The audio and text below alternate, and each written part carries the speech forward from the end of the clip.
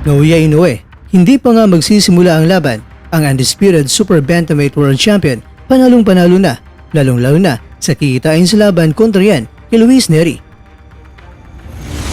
Tumataginting lang naman na mayigit 600 million yan.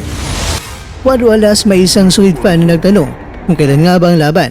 Casimero mismo ang nagbunyag kailan ang posibleng laban niya at may kano nga ba ang kanyang susunod na makakalaban. Luis Nery at Naoya Inoue parehong gigil sa kanilang face-off sa nangyaring Final Fight Conference. Ito po ang mga nilalaman ng ating kwentuhan. Kaya tara, kwentuhan na!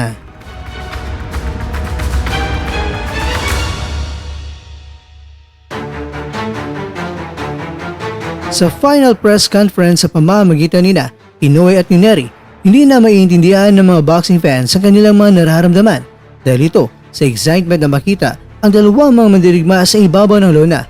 Final press conference pa lang, kitang-kita na ang gigil sa dalawang mga mandirigma. Pero alam niyo ba mga kwento kung gaano nga ba kalaki ang kikitain ni Inoue o bayad kay Inoue sa laban na ito? Well, ayon sa ibinunyag ni Mr. Akihiko Honda, ang co-promoter ni Inoue, itong si Inoue ay makakatanggap ng tumataginting lang naman na mayigit 600 million yen. Katumbas yan na mayigit kumulang 223.6 million pesos. Naku naman, sino pa ba ang gustong lalabas sa lungga? O ito na ang kikitain ni Inoue sa kanyang baluarte.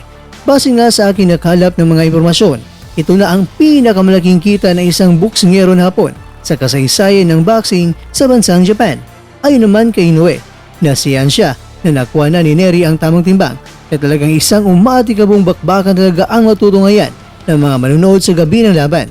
Ang laban ay gaganapin sa Tokyo Dome sa Japan na kung saan ang dome na ito ay may seat capacity na 55,000. Ibig sabihin, ang fight tickets nito ay 55,000 din at noong May 4 mga kakwento ay may 40,000 na mga tickets na ang naibenta nila. Hanggang sa ngayon, meron na lang natira na 900 tickets na plano nila na ibenta doon na sa venue.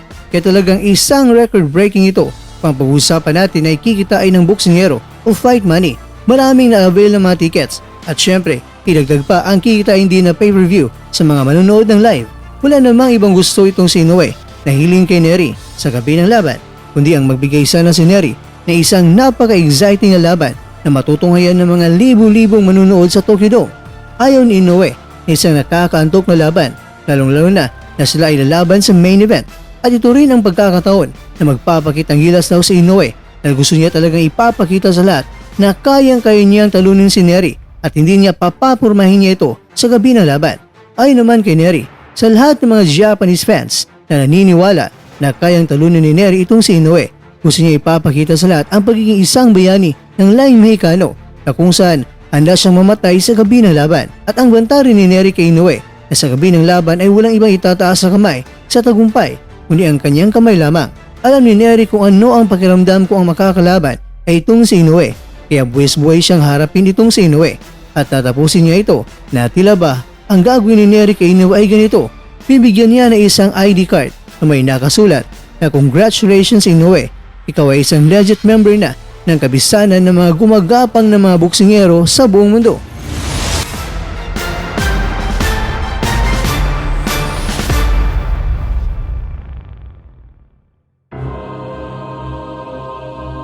Mga kwento, bago ang impormasyon patungkol kay Casimero na aking ibabagi, video courtesy muna tayo kay Sir Donsky dahil ang video ito ay mula po ito sa kanya.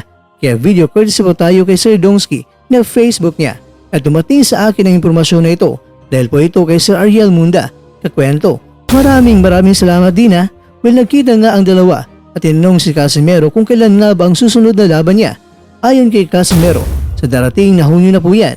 Ang boksingerong kalaban ay hindi man pinangalanan pero binanggit naman ang lahing pinagmulan at yan ay isang Mexican.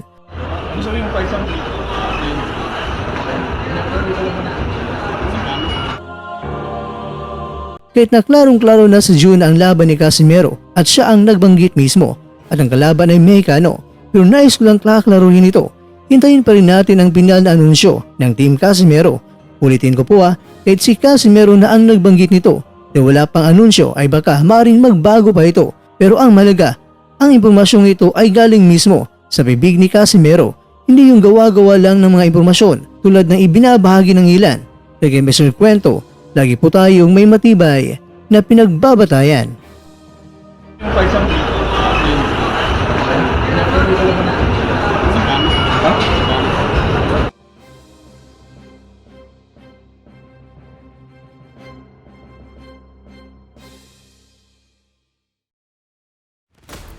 Nagkita kami ni Cham Casimero. Nagkita kami ni Cham Casimero sa SM City Cebu. Ano yan, sa Lockburn? Oo, ikaw. Ano sabi mo, Paisang? Ha?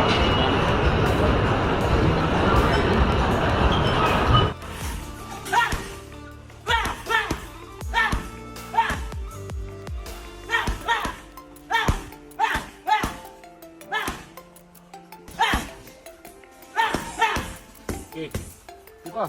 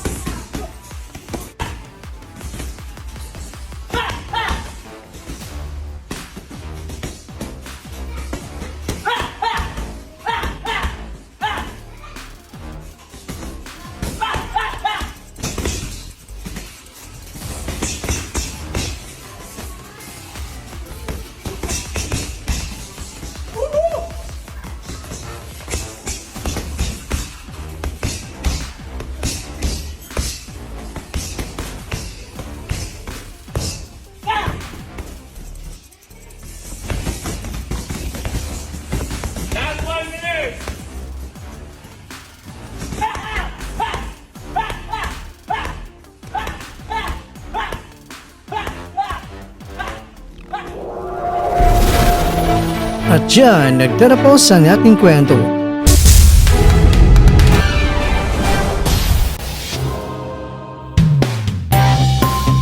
Maraming salamat mga kakwento sa inyong panunod.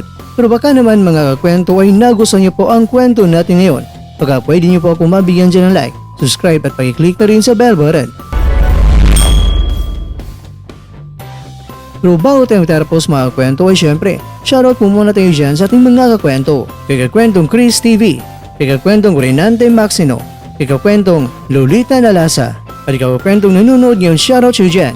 Bueno, hanggang dito ang bumuna ang ating kwentuhan at abangan nyo lang po ang ating susunod na video. At dito lang po yan sa isang channel na kung saan maaring ito'y mga kwentong di pa na kwento sa inyo.